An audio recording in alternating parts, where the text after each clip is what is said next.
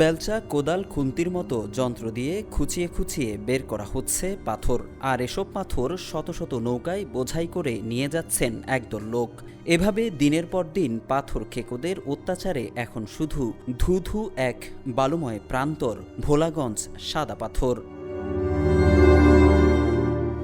প্রকৃতির অপরূপ এক সুন্দর লীলাভূমি এই পর্যটন এলাকাটি, কিন্তু পাথর উত্তোলন ও বিক্রির ফলে পূর্বের কোনো চিহ্নই আর যেন অবশিষ্ট নেই। পাথর, নীলজল ও প্রকৃতির মেলবন্ধন পেতে যেখানে যেতেন হাজার হাজার পর্যটক, সেটি এখন মরুময় এক বালুর প্রান্তর।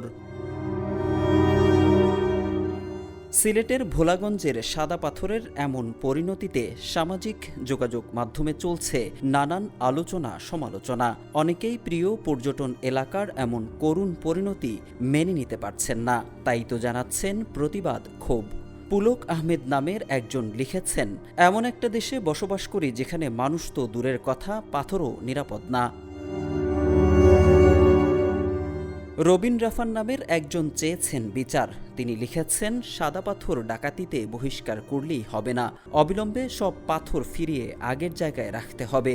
অনেকেই অপরাধীদের কঠোর শাস্তির দাবি করেছেন, পাশাপাশি প্রকৃতির এই অপরূপ সৌন্দর্যমণ্ডিত জায়গাটিকে রক্ষার আকুতি জানিয়েছেন। কোনো কোনো পর্যটক আগের স্মৃতিময় জায়গাটির কথা লিখেছেন, করেছেন আক্ষেপও।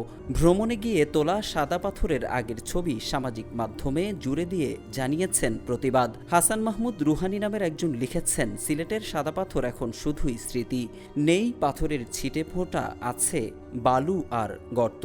সকল পাথর চলে গেছে পাথর খেকোদের পেটে। সাদা পাথরের এই প্রাকৃতিক সৌন্দর্য নষ্টে যারা জড়িত তাদের বিচার চান সাধারণ মানুষ। প্রকৃতির এই নয়নাভিরাম দৃশ্য ফের ফিরে আসুক আগের মতো হয়ে, এমনটি প্রত্যাশা দেশের সাধারণ মানুষের।